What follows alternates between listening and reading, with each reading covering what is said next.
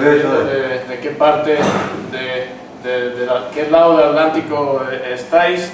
Estamos aquí en el Instituto Crisis Center de Mambarriu para nuestra primera emisión así de programa a distancia de cine con sabiduría.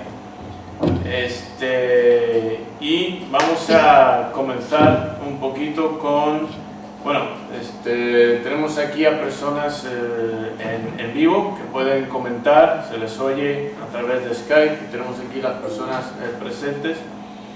Entonces, vamos a dar una introducción inicial al programa. Entonces, en general el concepto de cine con sabiduría es el siguiente. Hay muchas películas basura, francamente, que no aportan más cosa que distracción, entretenimiento y, contribuyen al consumismo general del mercado capitalista. Pero hay otras películas que de verdad contribuyen al conocimiento, y si una persona no tiene otro nivel de entendimiento, de informativo, de conocimiento, no puede llegar a profundizar, a aprovecharse de todo lo que aportan estas películas. Entonces, la lista de filmes, películas que aquí vamos a estudiar, tienen la ventaja de, España, tienen la ventaja de aportar a el conocimiento general que se trata de impartir aquí en el instituto, en el Río. Entonces, en muchas de estas películas, pues en realidad tienen equipos o personas especializadas en diferentes áreas que están contribuyendo al guión, a las tomas, a lo que es la cinematografía. Y con un estudio más detallado de estas áreas, uno puede aprender bastante, mucho más de lo que se ve a simple vista, que es lo que tratamos de hacer. Estamos aquí de profundizar en estas películas y usarlas a modo de casi de manual, o sea, de base, y vamos a sacar mucho más detalles de conocimiento, referencias históricas, referencias filosóficas, referencias a diferentes tradiciones que nos van a enriquecer mucho. Este primer filme, El Camino del Guerrero, Peaceful Warrior, que creo que en España tiene otro nombre, ¿verdad? Sí. ¿Guerrero apacible o cómo es? El guerrero apacible, exacto. El guerrero apacible. El guerrero pacífico. Guerrero pacífico, ok. Entonces, vamos a ver que tienen mucho que aportar, conceptos de hecho orientales, conceptos de las artes marciales, conceptos del Zen, del budismo en general, del taoísmo, muchas cosas que vamos a ir sacando conforme analizamos en detalle diferentes segmentos de esta película, de este film. Bueno, antes de comenzar, ¿alguna pregunta? Aquí presentes, muchos ya han visto el filme con nosotros, lo hemos detallado, entonces va a ser un repaso, pero como sabemos, estos repasos siempre resultan en aportaciones a todos. Todos nos vamos enriqueciendo con las nuevas introspecciones que vamos adquiriendo. ¿Alguna pregunta antes de comenzar el primer segmento? No. ¿No? Ok. Entonces, brevemente voy a presentar el primer segmento. Bueno, si echáis un vistazo al cuestionario, lo que vais a ver es que el cuestionario está dividido en diferentes segmentos. Vamos a ver cuántos segmentos son en total. Vamos a ver,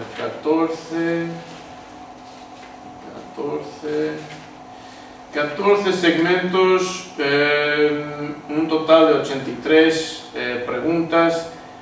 Claro, alguna de estas preguntas tiene subpreguntas, entonces hay mucho detalle que analizar. Entonces vamos a comenzar con el primer segmento que se titula La pesadilla inicial. España, ¿estás preparada? Sí, Ok. tengo el primer segmento ya. Ok, vamos a dar pausa a la cámara y vamos a ver el primer segmento y reanudaremos después para el comentario y análisis. No veo nada, pero bueno. Ok, ¿nos oyes ahora? Sí, Ok, todo eso. Vamos antes de ir a las preguntas específicamente, que ya nos digieren un poco, o hacen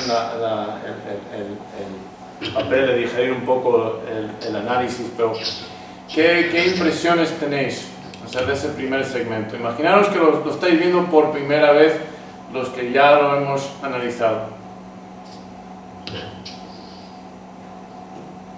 ¿Algún comentario?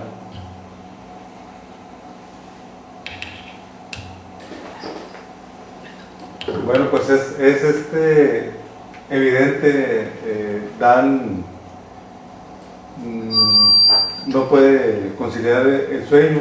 Obviamente se pudiera pensar que no tiene una tranquilidad como para poder dormir pues, tranquilamente, ¿no? Algo le inquieta. Y llama la atención como el personaje de la tienda en la que él va, donde también hacen tiendas de autoservicio, llama su atención con ese aparentemente salto que hace hasta el techo, ¿no? del lugar, como que llama la atención de él y como que lo atrapa. Si no hubiese hecho eso este personaje, él se hubiera ido y ya no hubiera pasado nada más, ¿no?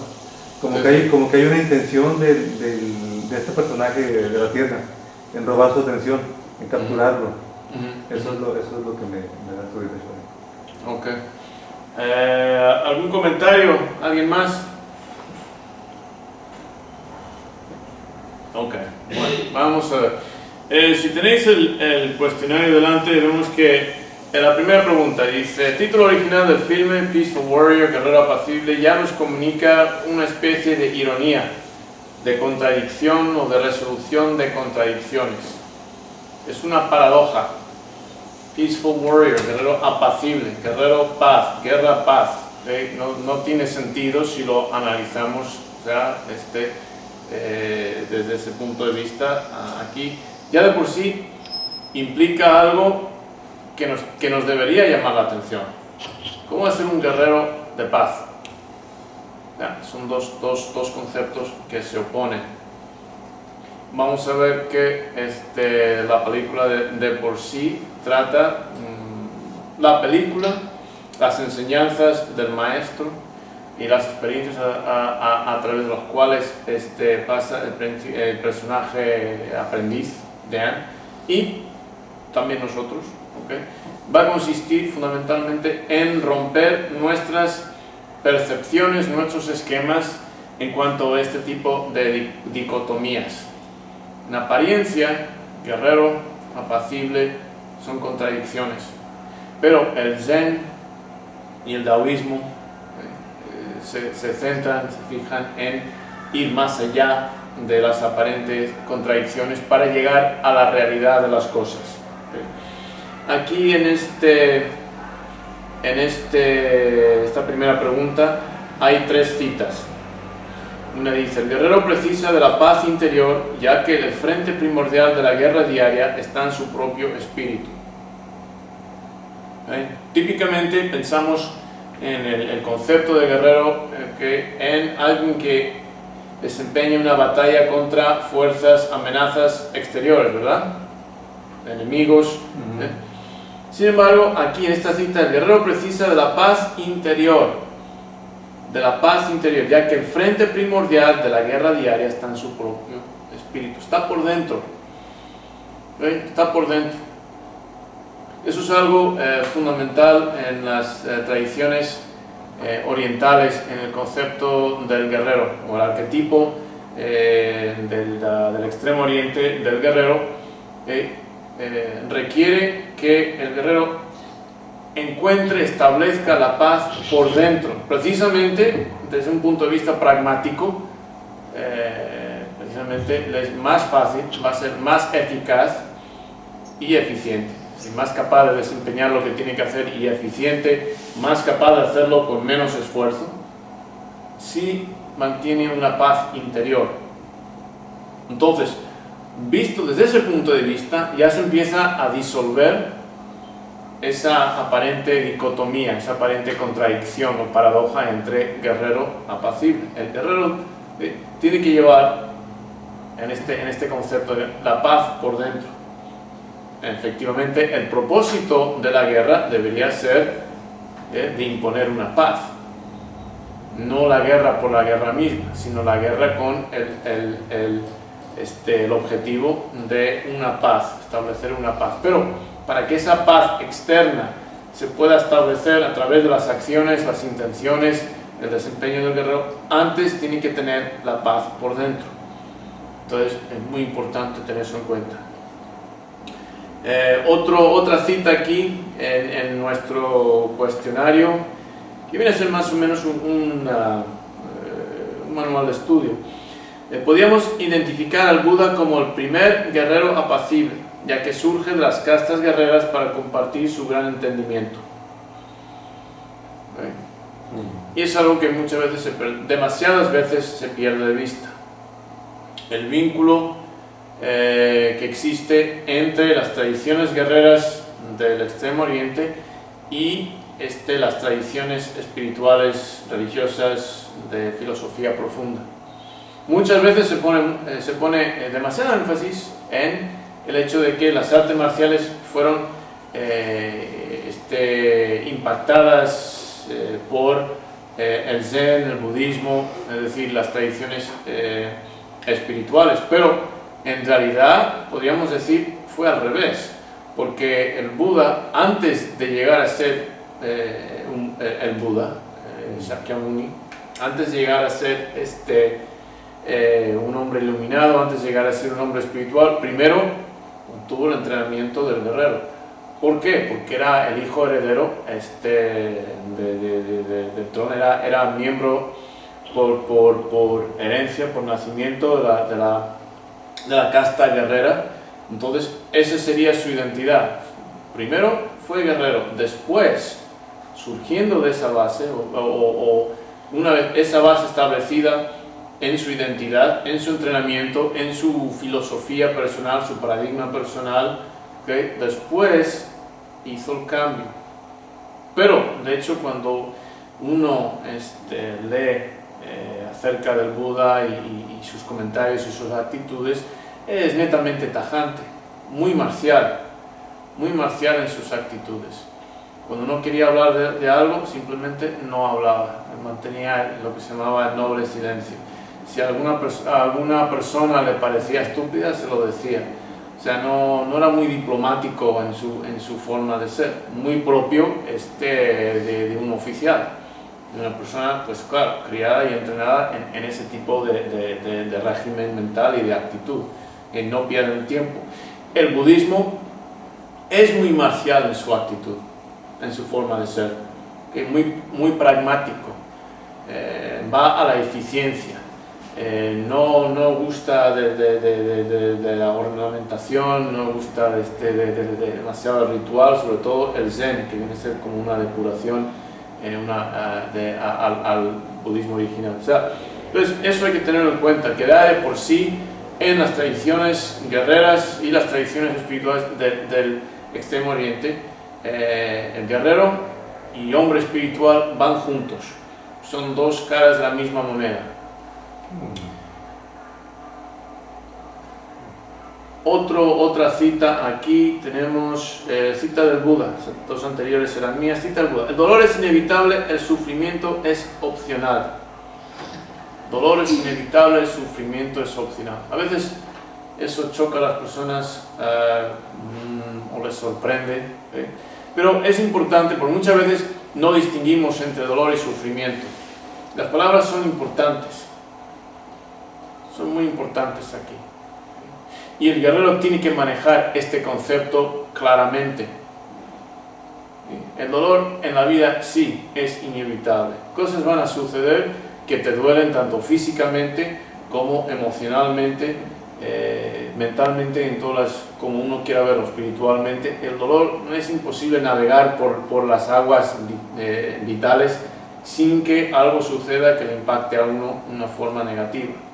Ahora, el saber cómo eliminar el sufrimiento, que viene a ser el resultado de la forma en que interpretamos ese dolor y las condiciones, las circunstancias en las cuales sentimos, experimentamos ese dolor, eso sí lo podemos limitar. Eso lo podemos llamar sufrimiento. Entonces, el sufrimiento es algo que podemos manejar, y este es un tema también que vamos a ver muy central en este filme. Comentarios, preguntas antes de continuar a la siguiente. Ok. Entonces vamos a número 2. ¿Qué representa la pesadilla inicial en la que se le resquebraja la pierna durante la competición gimnástica? ¿Qué nos dice sobre la estabilidad emocional del personaje? ¿Qué representa el hombre con zapatos disparejos recogiendo los pedazos de la pierna quebrada? Esas son las preguntas. Y aquí dice que hombre físicamente imperfecto que recoge sus pedazos, los pedazos del gran atleta. ¿Qué nos comunica eso?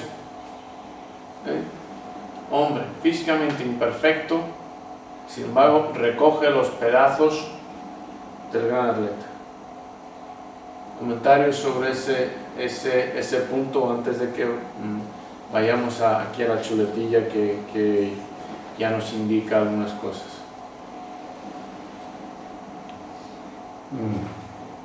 De nuevo, pesadilla inicial en la que se resquebraja la pierna durante la competición. ¿Qué nos dice sobre la estabilidad emocional del personaje? ¿Qué representa el hombre con zapatos disparejos recogiendo los pedazos de la pierna quebrada? ¿Qué nos comunica esta escena?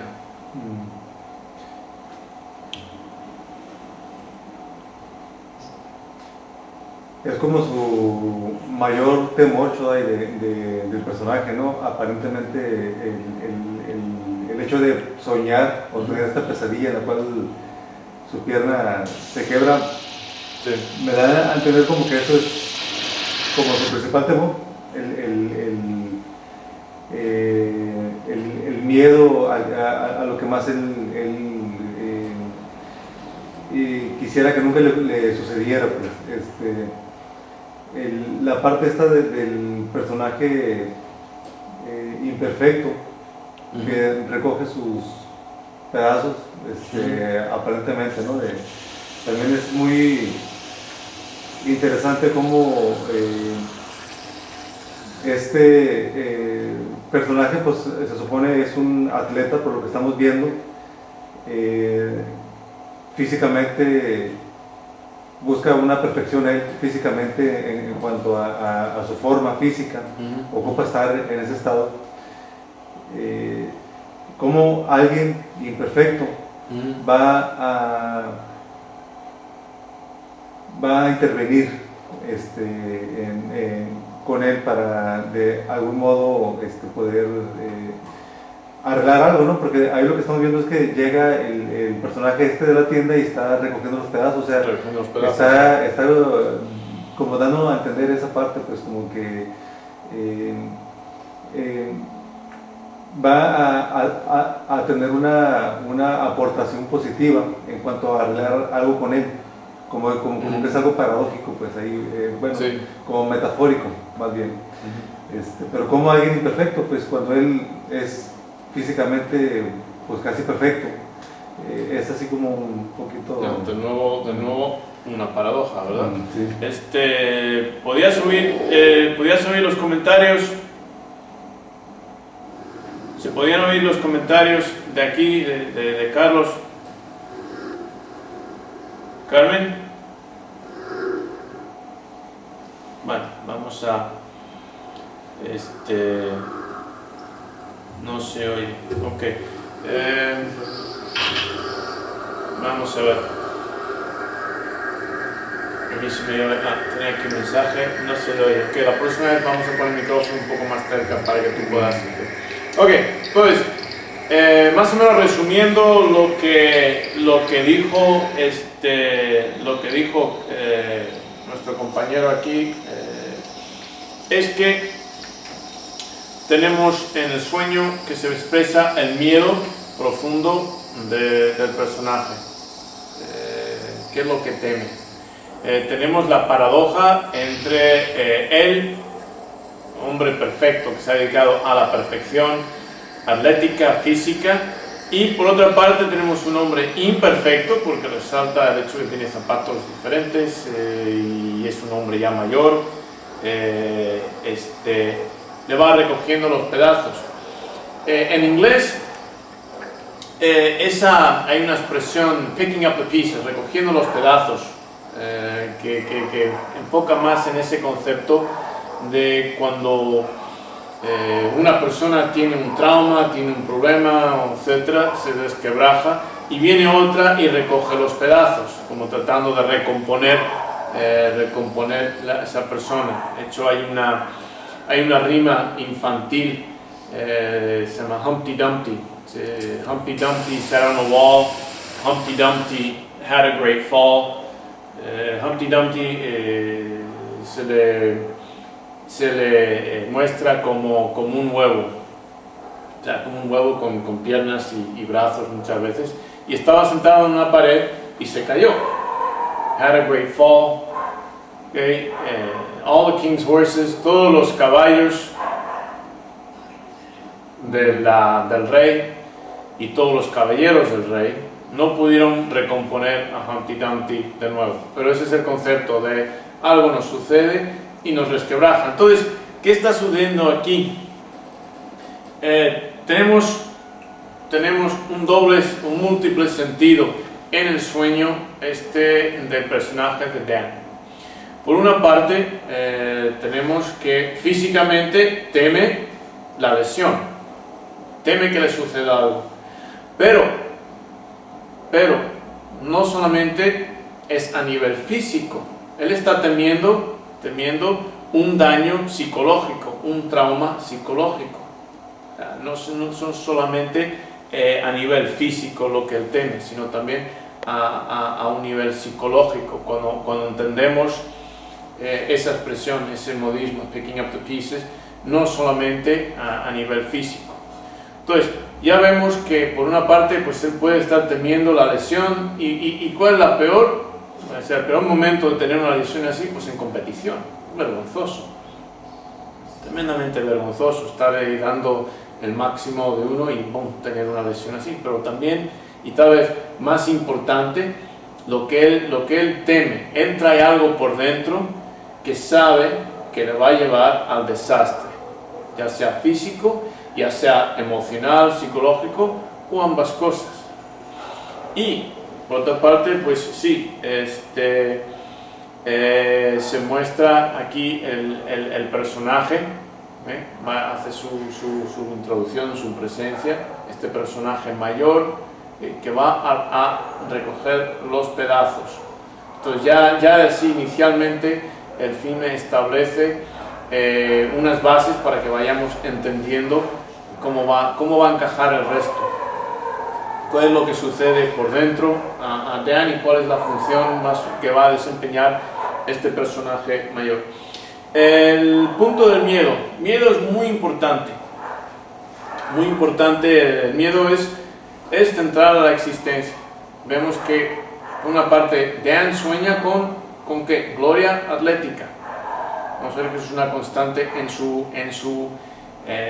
durante la película. Sueña con esta gloria atlética. Pero, por por otra parte tiene ese miedo que lleva por dentro. Los sueños muchas veces, no siempre, pero muchas veces son expresiones del inconsciente y pueden por una parte manifestar lo que más queremos y también lo que más tememos, esos dos extremos. Y en este sueño de Dan ambos están presentes. O sea, una competición atlética, sueña con eso. Y por otra parte el desastre físico. El miedo a veces se presenta ¿cómo llamarlo? Como un regalo del inconsciente.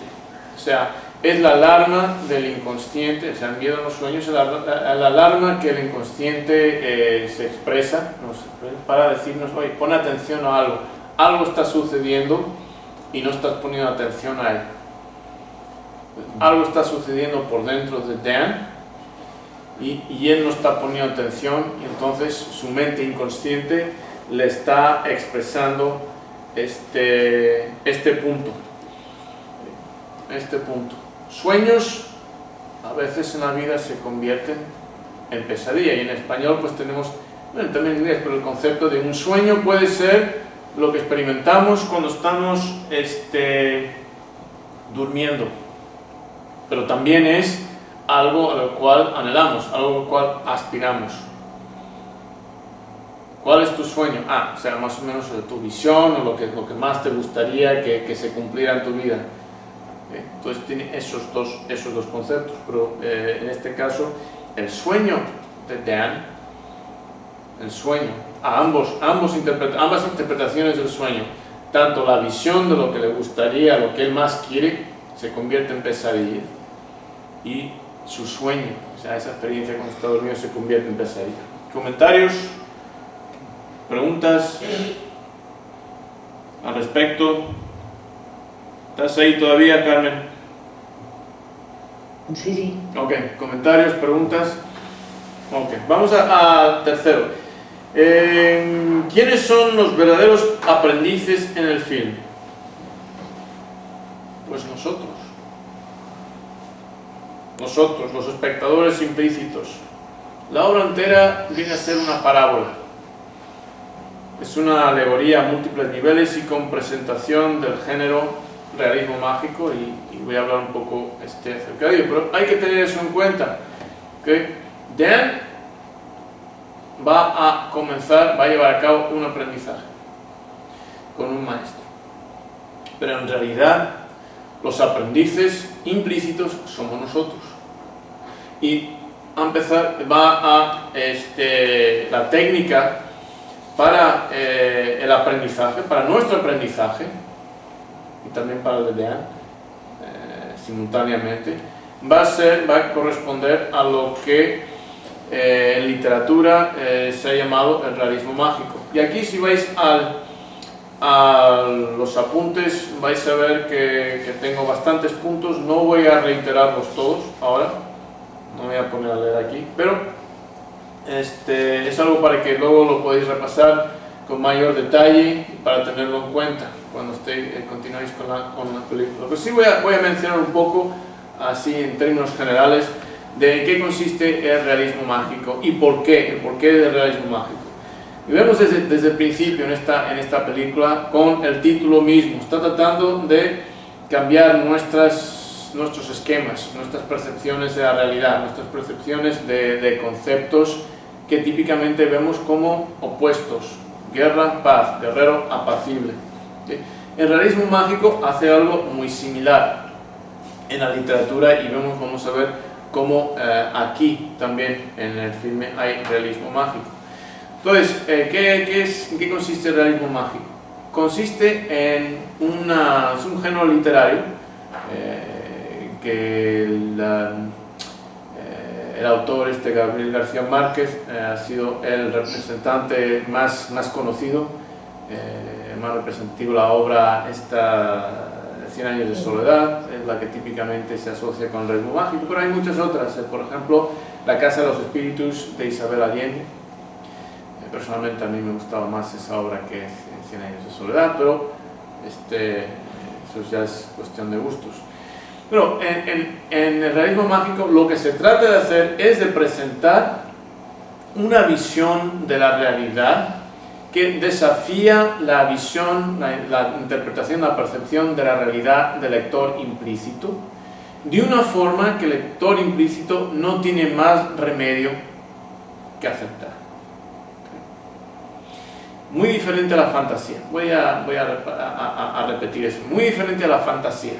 Cuando uno lee una obra fantástica, es obvio que esto es fantástico.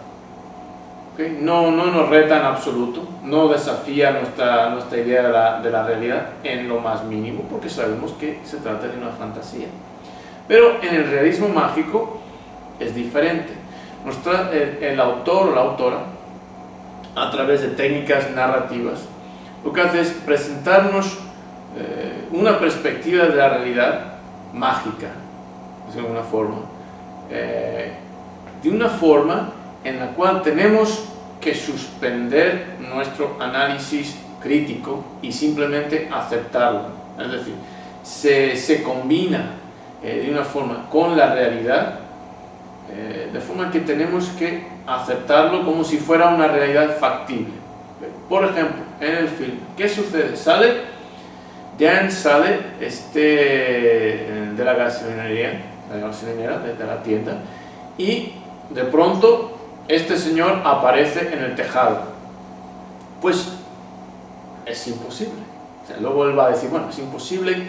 Él, siendo gimnasta, sabe que un salto así es imposible, mucho menos, claro, para un viejo, y sin embargo se nos presenta de una forma que tenemos que aceptarlo. ¿Por qué? Porque el filme no se nos presenta como una obra fantástica, no es una obra de ciencia, o sea, de ciencia ficción, ni de robots, ni de eso, no, simplemente un viejo que ha pegado un salto y de pronto está ahí arriba, y compartimos el asombro de Dan. Continuamos viendo la película con el mismo asombro compartido del personaje aprendiz. ¿Por qué? Porque también somos aprendices y nos preguntamos, ¿cómo es posible? ¿Estará soñando? ¿Cómo es posible que él haya logrado? Hacemos la misma pregunta que Dan hace. ¿Cómo es posible? Y nos engancha. Porque en ¿cómo es posible? En ese espacio que se crea en nuestros esquemas cognitivos, en ese espacio, ahí es donde se puede insertar una nueva perspectiva de lo que es real. ¿Okay?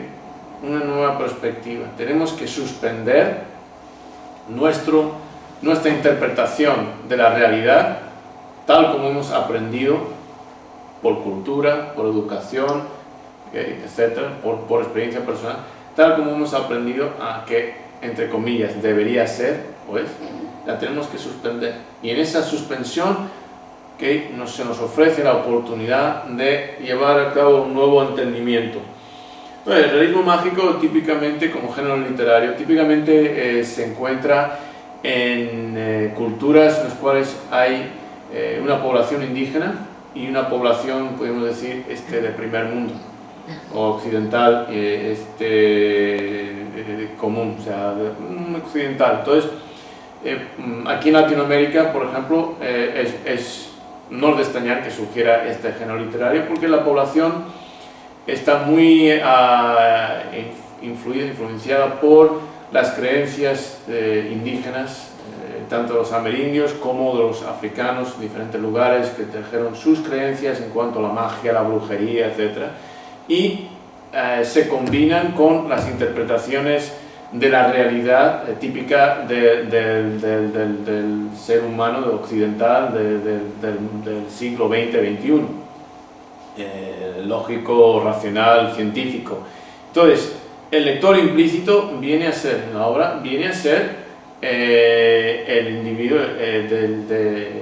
occidental, educado, que tiene este tipo de percepciones de la realidad gobernadas por las leyes científicas. Entonces, ¿qué hace el autor?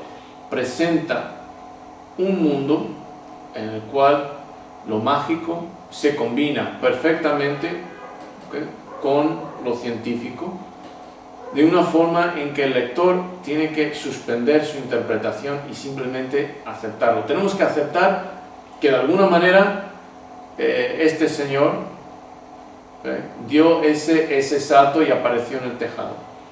No lo podemos explicar, nos parece imposible, pero ahí está, y se nos presenta de una forma que no tenemos más remedio que aceptarlo. Entonces os invito a que leáis en más detalle los puntos aquí de la tercera pregunta en cuanto a el realismo mágico, la antonomía resuelta, etcétera, para que continuéis viendo la película con este conocimiento. Vamos a continuar. ¿Preguntas o comentarios en cuanto a eso? ¿No? Ok, continuamos con la número 4. ¿Okay? ¿Qué implica cuando el joven se da cuenta de que el viejo de la gasolinera tiene 2 zapatos diferentes como los de su pesadilla? ¿Qué significa que el viejo precise de zapatos de diferente grosor de suela? ¿Qué implica? ¿Perdón? ¿Comentario? ¿No? Una minusvalía, ¿no? ¿Perdón? Una minusvalía. Una minusvalía. Una minusvalía, sí, exactamente. Sí, y que tenga zapatos de diferente grosor implica precisamente eso. Pero ¿qué implica el hecho de que en su pesadilla está presente ese señor? Sale de la pesadilla, se va a una tienda, una gasolinera, y se encuentra al mismo señor. ¿Qué implica eso? ¿O qué podría implicar?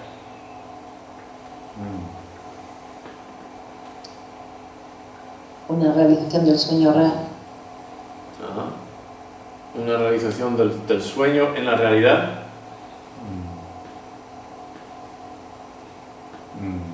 ¿Qué más? ¿Qué más podría implicar? Muy bien. ¿Más?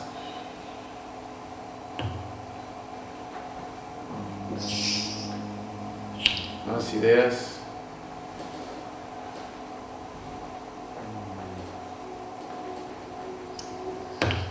Dan sigue en un sueño, no se ha despertado.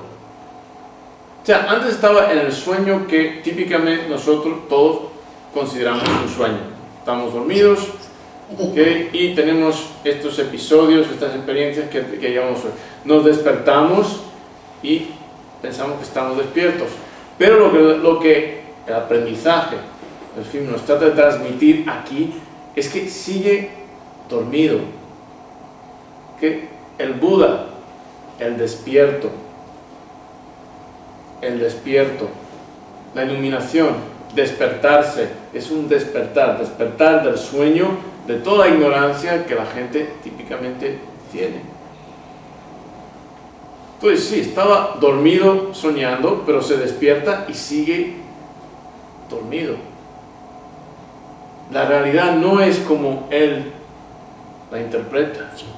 Vive en una ilusión basada ¿de qué surge? De su ignorancia, porque no ha despertado a las cosas como son.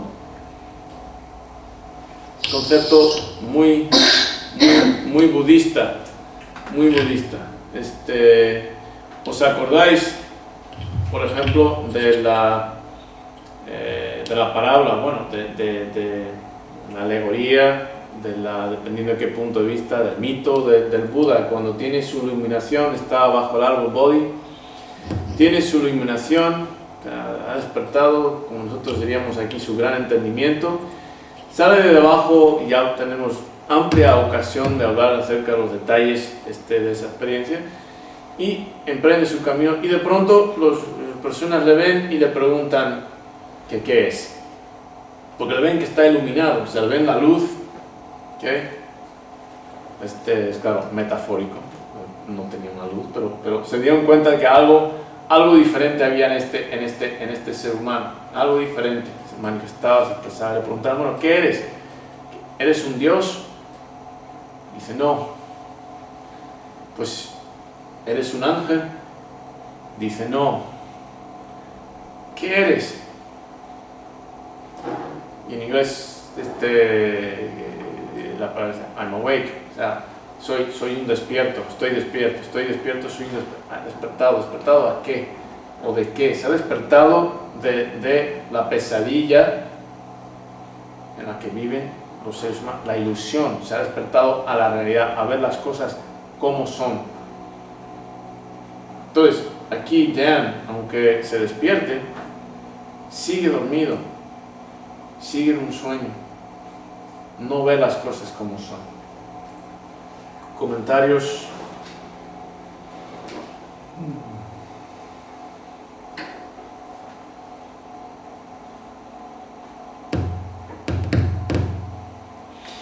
Vamos a ver, la pregunta esta del joven que le dice, ¿sabías que tus zapatos no emparejan? ¿Qué os parece esa pregunta? ¿Qué os parece esa pregunta? O sea, imaginaros en la situación, que en esa situación sois el señor mayor trabajando y de pronto entra un muchacho y te dice, ¿sabías que tenías zapatos que no emparejan o calcetines de diferente color pero bueno, zapatos más calcetines, pues si te los pones en la oscuridad, agarras del cajón, agarras los calcetines, quién sabe cómo y no te diste cuenta, pues es posible, pero zapatos diferente grosor de suela, o sea, diferentes zapatos, ¿cómo no vas a darte cuenta? ¿Qué implica eso? ¿Cómo os sentiríais vosotros con respecto a este muchacho?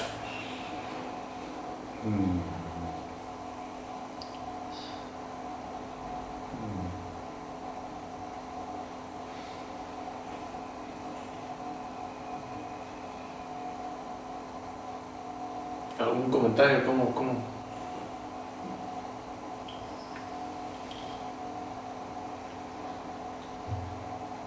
Ningún comentario.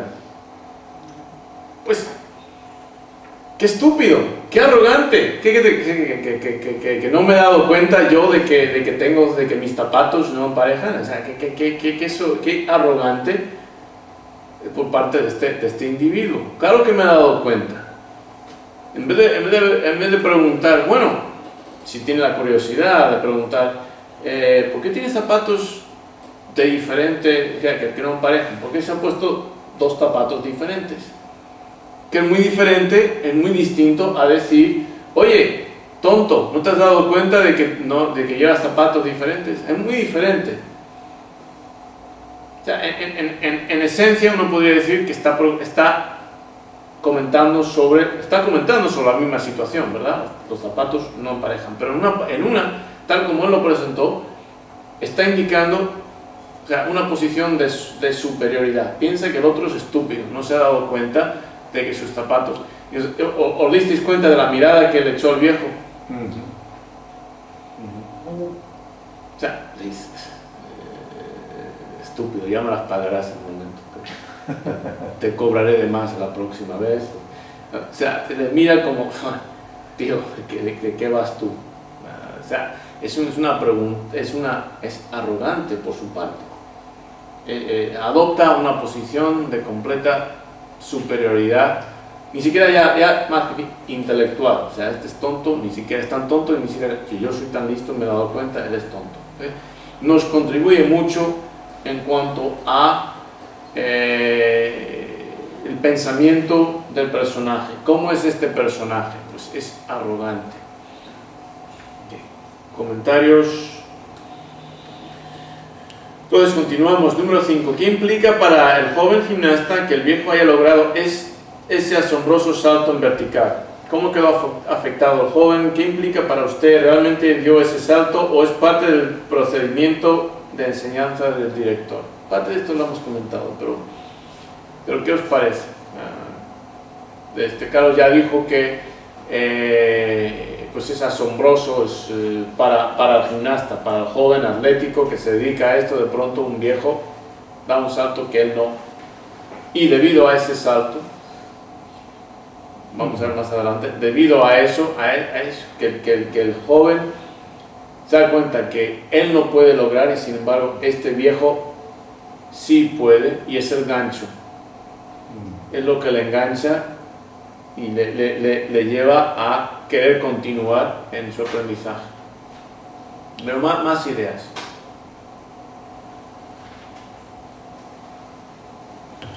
Nos confronta Chodai con nuestros paradigmas, con nuestros esquemas. Es interesante porque usted comentaba anteriormente, tenemos una percepción de la realidad tal como nos dijeron que debe ser.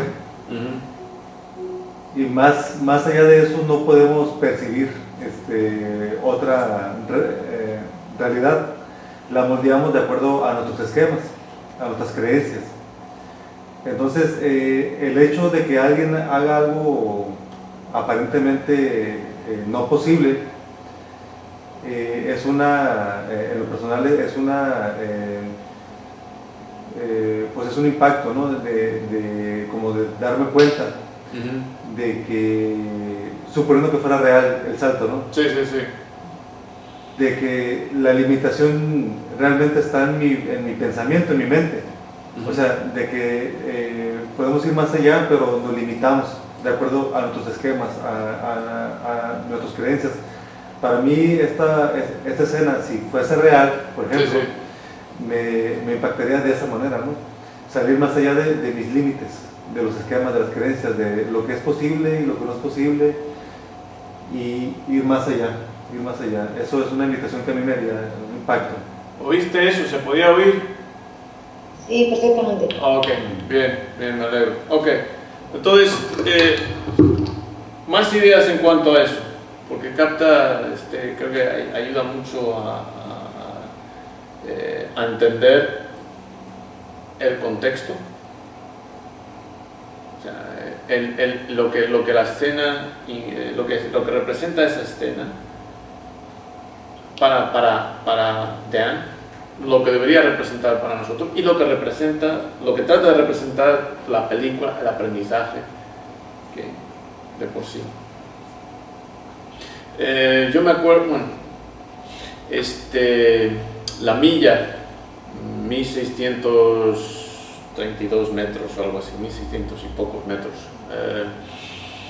Se suponía hasta los años 30 y tantos, 40, no me acuerdo exactamente, se suponía que lo más rápido que se podía correr una milla eran 4 minutos.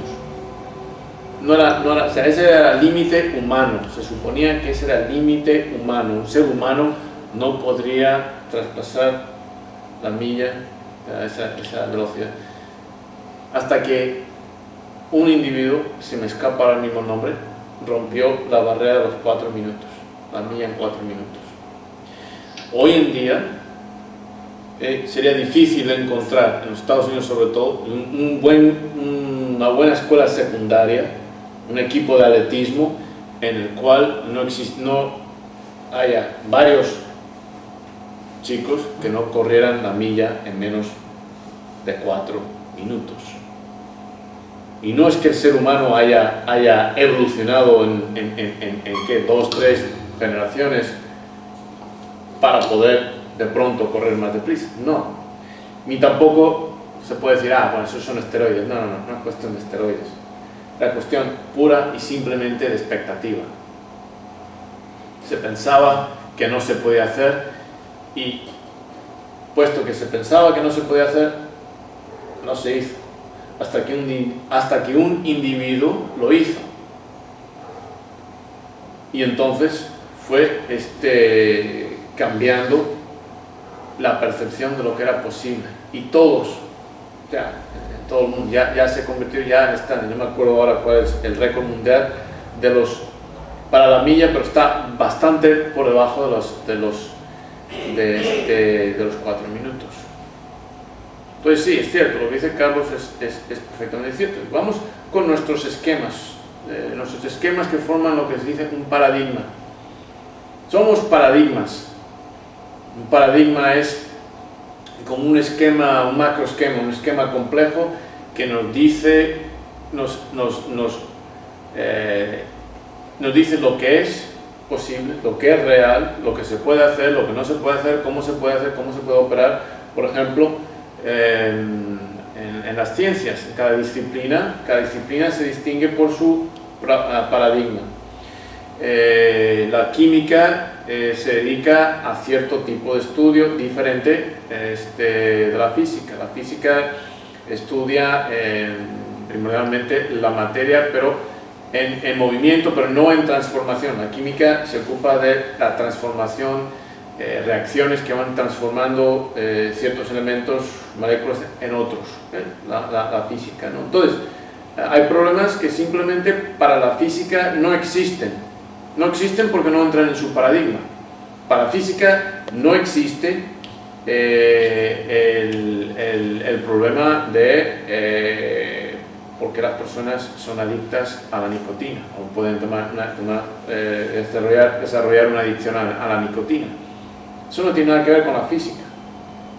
La física no le interesa ni lo más mínimo ese problema. No vayas a un programa de estudios graduados, de doctorado en física, diciendo, yo lo que quiero es estudiar por qué las personas fuman y se convierten adictas a la nicotina. Van a decir, mira, te equivocaste de departamento, que vete a psicología, vete a neurociencias, vete tal vez a biología o bioquímica, pero aquí no se estudia eso. Entonces, cada uno de nosotros es un paradigma, tenemos nuestro paradigma personal, y en ese paradigma tenemos esos esquemas que nos dicen lo que es la realidad, lo que es posible, lo que no es posible, cómo son las cosas, cómo deberían ser, etc. Entonces, una de las técnicas para romper esa percepción, para quebrar ese paradigma, es cuando es enfrentar al alumno con algo que le parece imposible y sin embargo ahí está. No encaja en el paradigma, pero sin embargo ahí está. Ese era el punto. Está el aprendiz y el maestro. El maestro hace algo, demuestra algo al alumno, de gran interés al alumno, porque claro, el alumno en este caso es un gimnasta deportivo, olímpico, de tremendo interés, demuestra algo imposible, pero ahí lo tiene. Entonces, no puede negar lo que ve, ni puede encajarlo en lo que él cree que sabe. Y ahí se queda, atrapado en lo que se viene a conocer como una disonancia cognitiva. Disonancia cognitiva es cuando nos damos cuenta que tenemos esquemas incompatibles, o cuando la realidad, los hechos o alguna información no encaja con nuestros esquemas, y entonces nos quedamos con o tratamos de ignorar, olvidar de alguna forma esa realidad, esa información, esos hechos, o tenemos que cambiar nuestra perspectiva, pero no podemos seguir, continuar con ambos así. Entonces, muy importante. Comentarios, preguntas. ¿Realmente Dios es alto? O, como digo, es parte del procedimiento de enseñanza del director. Creo que lo hemos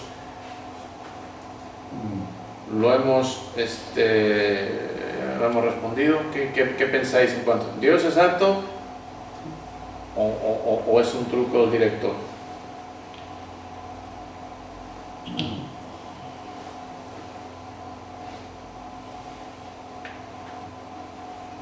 Carmen, ¿Dios es alto o es un truco del director? Yo creo que no es alto. ¿Perdón?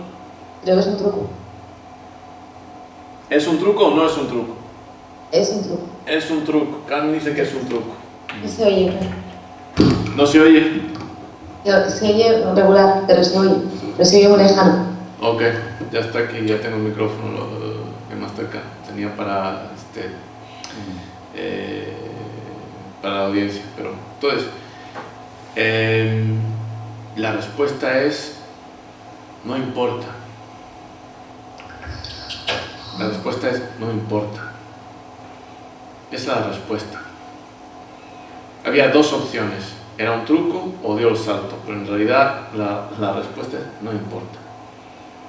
Pues esas dos opciones nos establecen que dicotomías. Blanco, negro, era, no era. Más allá de esas oposiciones, no importa. No importa, porque lo que importa es cómo nos impacta. Eso es lo que nos importa. O sea, en muchas de estas, por ejemplo, parábolas del Zen hay diferentes versiones del Buda, de cómo nació, cómo creció, cómo se iluminó, etcétera, etcétera. Hay diferentes versiones. En real no importa. Lo que importa es lo que nos aporta. Eso es lo que importa. La aportación que nos hace. ¿Okay? Y en ese nivel estamos. Nivel de aportación. Nivel de esto estamos hablando de alegoría. ¿Okay? Trascender estas dicotomías. Ok. Vamos a... Número 6. Comenten sobre el significado del cartel que dice tune-up, afinación. Es una casualidad este cartel. ¿Lo visteis? ¿Os disteis cuenta? Luego en el subtítulo dice afinación, en inglés dice tune-up. ¿Sabemos a qué se refiere?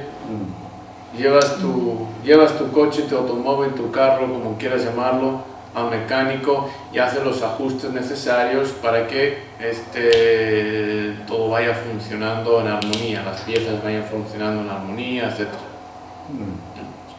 Otra explicación tal vez más técnica, ¿alguien? De lo que es un tune-up. ¿Qué? ¿Casualidad o a propósito? ¿Cómo lo veis? A propósito, ¿ok? ¿Y cuál es el propósito? Sí, pues ese lugar también de alguna manera puede funcionar para armonizarlo a él, así como es metafórico, ¿no, Choy? Lleva uno un carro en malas condiciones, cambian por ahí algunas refacciones, lo afinan y sale el carro funcionando como debe de funcionar, en perfectas condiciones. Es una metáfora, entra este ser humano de Dan, sí, con sus conflictos, con sus paradigmas, y la idea es pues metafóricamente que también llevaría un proceso en el cual también quedaría como un hombre nuevo, pues, como una persona nueva. Sí. Tiene que haber estos cambios, ajustes, él va a por una afinación. O sea, personas llevan su coche al mecánico con una afinación, él va a este maestro a por una afinación. Vamos a cortar aquí, tomar una pausa para cambiar de cinta. 5 minutos.